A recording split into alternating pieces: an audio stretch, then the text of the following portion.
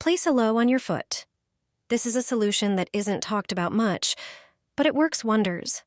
This humble plant holds surprising power. You can use it in many ways, and here are 2 to start with. Take a leaf and cut it lengthwise. Use a spoon to scoop out the clear, cooling gel. Put it in a blender. Add a few fresh mint leaves for scent and freshness, and 1 tablespoon of baking soda. Blend everything into a smooth mixture, then strain it through a fine sieve to get a clear, slightly thick liquid. This can be used as a natural toothpaste. Just a small amount on your brush is enough. Aloe and mint will freshen your breath, while the baking soda gently cleans and whitens your teeth. But that's not all. Take a thick aloe leaf, cut off the ends, and slice it open lengthwise, but only on one side.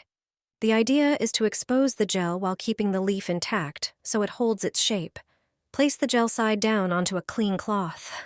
This natural compress can be applied to your knee, foot, or any area that needs soothing.